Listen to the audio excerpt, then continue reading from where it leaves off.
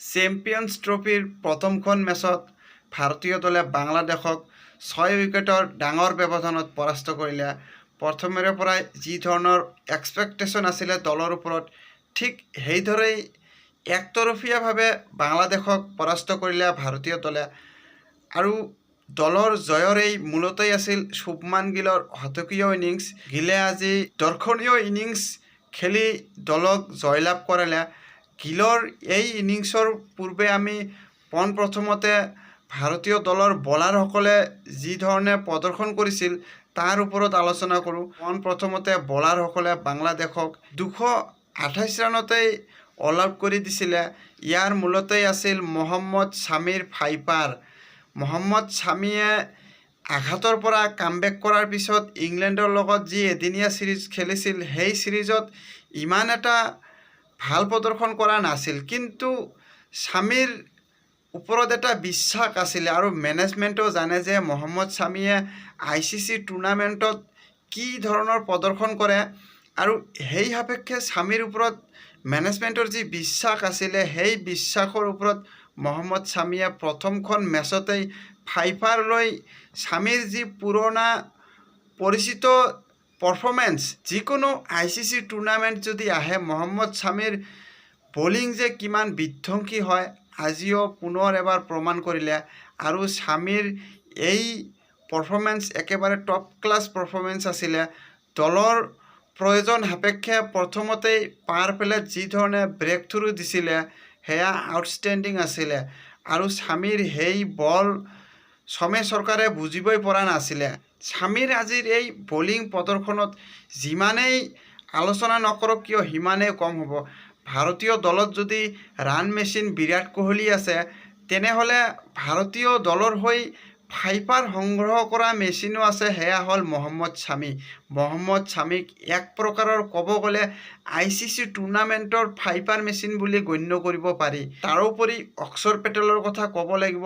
নিজৰ স্পেলত আহি প্ৰথম অভাৰতেই ক'ব গ'লে প্ৰায় হেট্ৰিক অৰ্জন কৰিছিলে।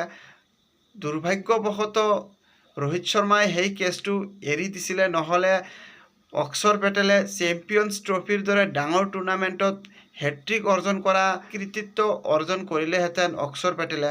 যদিওবা হেট্ৰিক অৰ্জন কৰিব পৰা নাই, কিন্তু বেক টু বেক 2টা বলত 2টা উইকেট লৈ মেচৰ যি মোমেণ্টম আছিল, সকলো মোমেণ্টম ভাৰতীয় দলৰ হাতলৈ আনি দিছিলে। আৰু প্ৰথম পাৱাৰ প্লেত আহি যি ধৰণে প্ৰেছাৰ ক্ৰিয়েট কৰি বলিং কৰিছিল অক্ষৰ পেটেলে, আৰু নিজৰ প্ৰথম অভাৰতে 2টা উইকেট লৈ মেচৰ যেন সকলো মোমেণ্টম ভাৰতীয় দলৰ হাতলৈ আনিছিলে। কিন্তু এটা সময়ত বাংলাদেশ দলে প্ৰথম পাৱাৰ প্লেৰ ভিতৰতেই 5টা উইকেট হেৰুৱাইছিল, আৰু কেৱল মাত্ৰ 35 ৰানৰ ভিতৰতে 5টা উইকেট হেৰুৱাই এনে লাগিছিল যেন অতি সহজতেই মেচত ছাৰেণ্ডাৰ কৰি দিব বাংলাদেশে।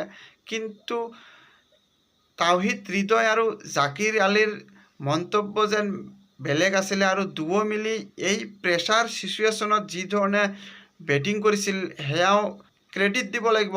11 অভাৰৰ পৰা 40 অভাৰলৈকে দুয়ো মিলি 154 ৰানৰ এটা পাৰ্টনাৰশ্বিপ গঢ়ি দলক যি এই সন্মানগত স্থিতিত আনিছিল, আৰু এই সন্মানগত স্থিতিৰ কাৰণে বাংলাদেশ দলে ভাৰতীয় দলক কিছু টক্কৰ দিব পাৰিছিলে।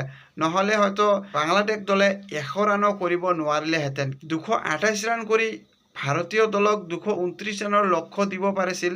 তাৰ সকলো credit goes two Towhid Hridoy আৰু জাকিৰ আলী। ৰোহিত শৰ্মা আৰু শুভমান গিলে আহি ভাল আৰম্ভণি দিছিলে।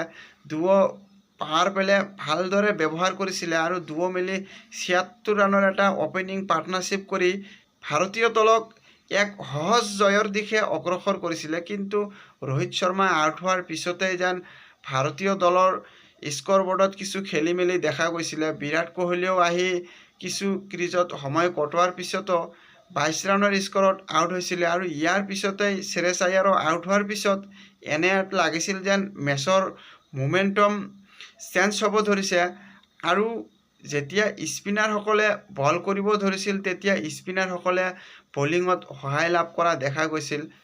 তেতিয়া ভাৰতীয় দলে 4টাকৈ উইকেট হেৰুৱাই এনে লাগিছিল যেন হয়তো মেচখনত কিছু অঘটন হ'ব পাৰে, বা ভাৰতীয় দলে কিছু সমস্যাৰ সন্মুখীন হ'ব পাৰে। কিন্তু তেনে ক্ষেত্ৰত শুভমান গিলৰ যি মন্তব্য কেৱল জয়েই আছিল আৰু সেই জয়ৰ লক্ষ্য স্থিৰ কৰি লৈ শুভমান গিলে আজি দৰ্শনীয় এটা শতকীয় ইনিংছ উপহাৰ দিলে। গিলৰ এই ইনিংছ অতিকৈ প্ৰশংসনীয়, কিয়নো শেষৰ ফালে যিধৰণে মেচৰ মোমেণ্টাম চেঞ্জ হ'ব ধৰিছিলে, তেনে ক্ষেত্ৰতো গিলে নিজৰ যি ধৈৰ্য, সেই ধৈৰ্য হেৰুওৱা নাছিলে আৰু বহু সময় ক্ৰিজত কটাই এই দীঘলীয়া ইনিংছটো খেলিছিলে আৰু গিলৰ এই মেচ উইনিং ইনিংছ বহু দিনলৈকে মনত থাকিব আৰু চেম্পিয়নছ ট্ৰফিৰ দৰে ডাঙৰ টুৰ্ণামেণ্টৰ প্ৰথম মেচতেই গিলে শতকীয় ইনিংছ খেলি আগজাননী দিলে যে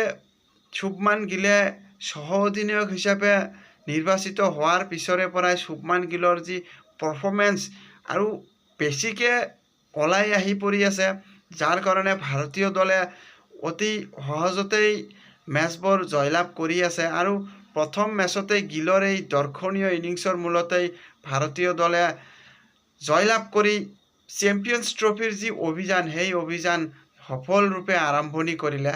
ভিডিঅ'খন চাই ভাল পালে লাইক আৰু ছাবস্ক্ৰাইব কৰিব, লগতে বন্ধুবৰ্গলৈ শ্বেয়াৰ কৰি দিব। ধন্যবাদ।